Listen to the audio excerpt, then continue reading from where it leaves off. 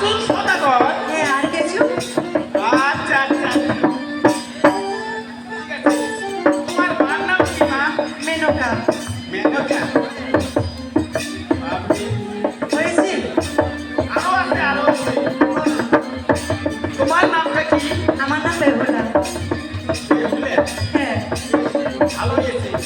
আচ্ছা মা, আমরা দুজন লোক তোমাদের বাড়িতে যাইতে চাই, আমাদের সঙ্গে করে তোমাদের বাড়িতে নিয়ে যাবে? বেশ, আসো। বেশ। বাবু কোথায়? বাবু,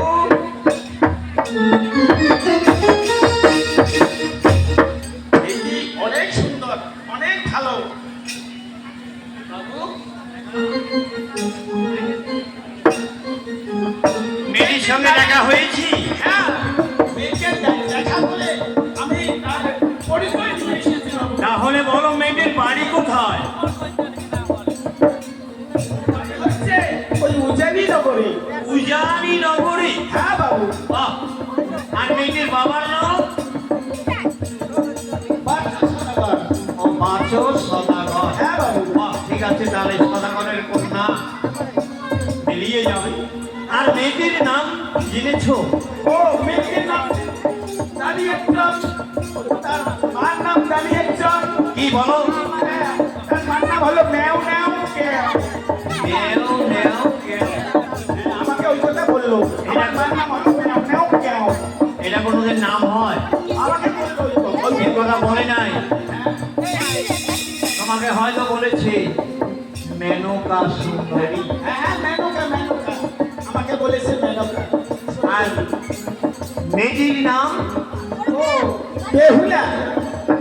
বেহুলা সুন্দরী। হ্যাঁ, বাহ, চমৎকার নাম। নাম যেমন গুণশ্যামল, তাই? অতি সুন্দর। তাহলে আর শোনো না, এখানে আর আমরা বিলম্ব করব না। এবার আমরা হাঁটতে হাঁটতে চলে যাব সেই উজানি নগরে বাছ বণিকের ঘরে। আর বাছ বণিকের বাইরে দরজায় গিয়ে আমি অভিক্ষিত করব।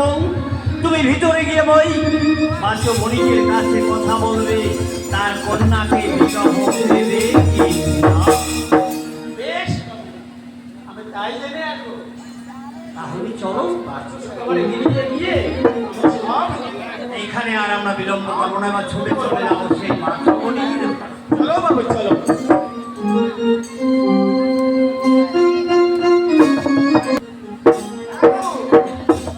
আপনি কি বাড়িতে ছিলেন?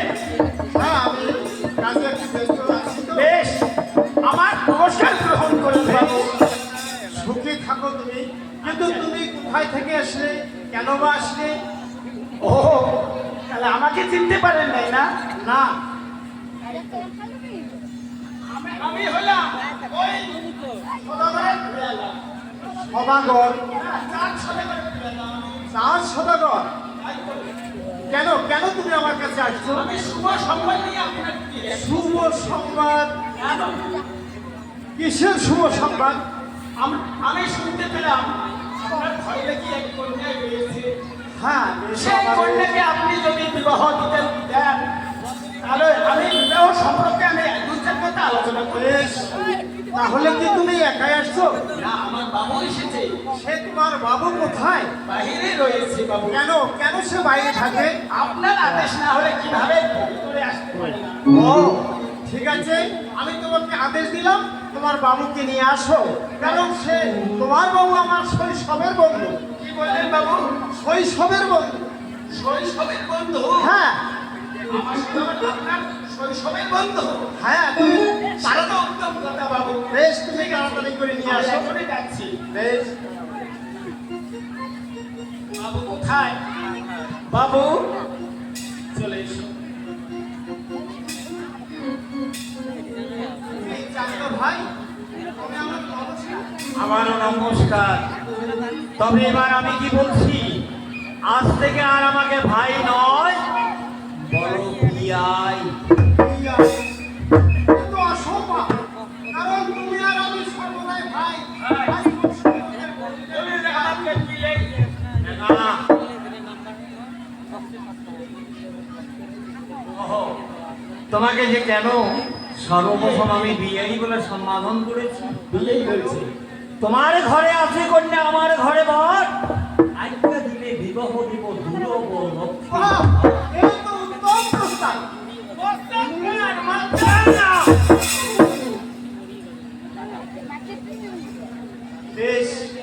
তার কথাবার্তা শুনে আমাকে বড় আনন্দিত লাগলো, কারণ আমি দেখছি পুনয় মানে অভয় সমান, আর অঙ্গীকার দিলাম আপনার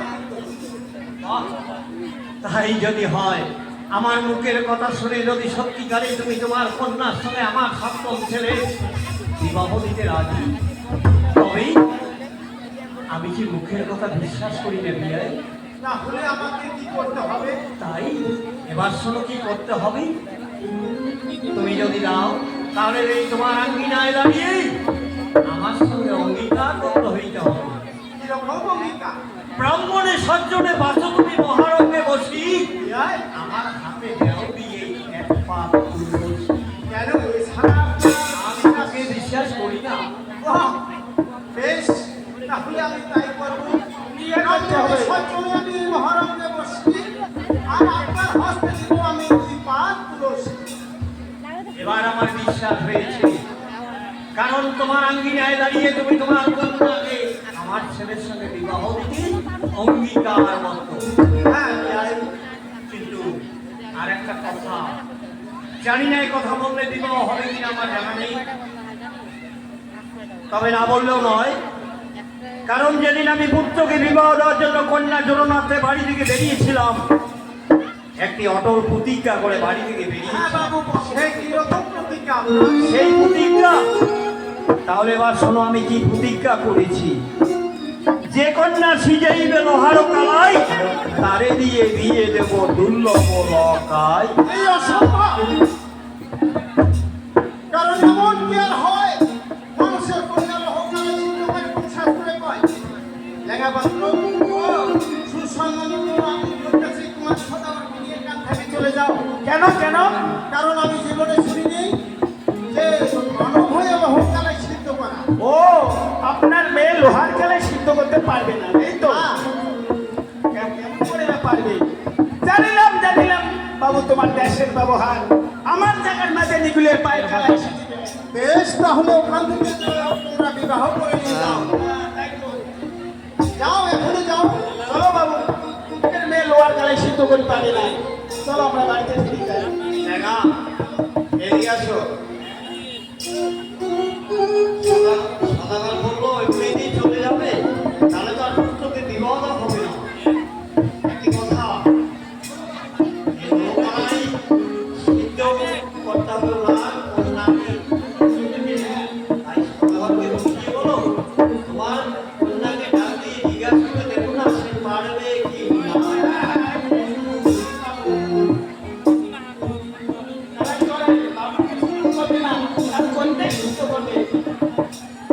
ও বাবু, আপনি হয়তো জানেন না, আমাদের বিশ্বাস ঈশ্বরের বিশ্বাস। আপনার কন্যা লোহার খেলায় সিদ্ধ করতে পারবে বাবু। আপনি একটু ডাক দিয়ে আপনার মেয়েকে জিজ্ঞেস করতে পারেন। আচ্ছা, তুমি কি আমার মেয়েকে দেখেছো? আমি দেখেছি বাবু।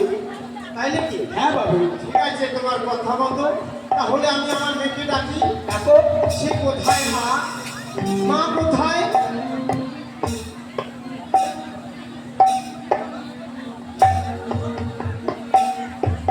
পিতা, বেশ, তুমি সুখে থাকো মা। কিন্তু মা, আমি যে বড় বিপদে পড়েছি মা। কি এমন বিপদ? আমি অঙ্গীকার করে বিপদে পড়েছি। সেই বিপদ থেকে কি তুমি রক্ষা করতে পারবে মা? কি এমন বিপদ পিতা বলো? কারণ তুমি কি সতী সতী হয়ে তুমি কি লোহকালে সিদ্ধ করতে পারবে মা? পিতা, ওই আনা বাপু কালাই করবি না করে ভয়রাজ, আরে সে লোহকালাই সিদ্ধ করা সে কত বড় কাজ। মা, তুমি কি সত্যি বলেছো মা? হ্যাঁ পিতা। বেশ, বিয়ার মশাই, বলো। দিন আপনার লোহকালে দিন, আমার মা লোহকালে সিদ্ধ করতে পারবে। তাই হ্যাঁ, দেখা বলো বাবু। এবার আমাকে লোকালাই দাও। হ্যাঁ হ্যাঁ বাবু, আমি এখনই নিয়ে আসছি।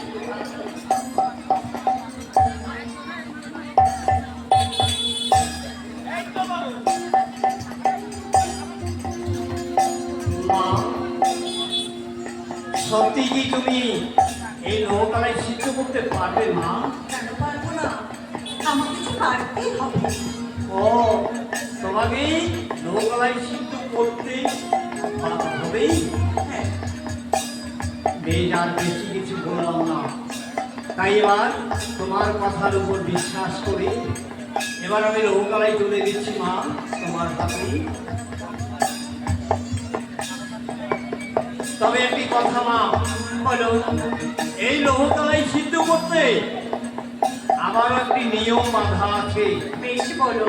সেই বাধা নিয়মের অনুসারে লৌহকালাই সিদ্ধ করে তোমাকে প্রমাণ করে দিতে হবে। শুনে নাও সেই নিয়মের কথা।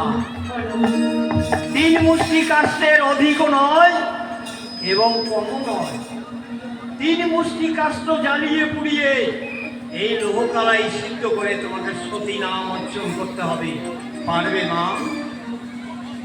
বেশ, তবে আমি তাই করব। তবে যাওয়ার পূর্বে আমাকে আশীর্বাদ করে যাও। আমি যেন পারি লোকালাই সিদ্ধ করতে।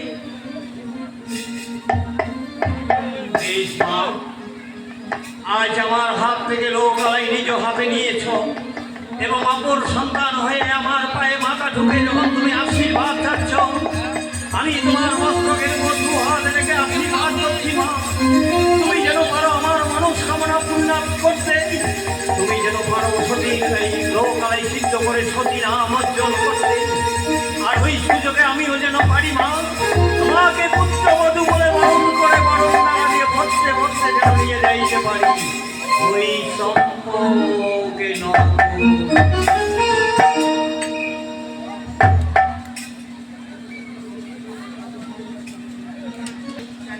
আমাকে আশীর্বাদ করো পিতা। আমি যেন পারি লোকালাই সিদ্ধ করতে পিতা। বেশ মা, তোমাকে আমি শত শত আশীর্বাদ করছি মা।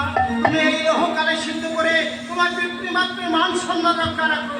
তোমার পিতৃমাতৃ মান সম্মান রক্ষা করো।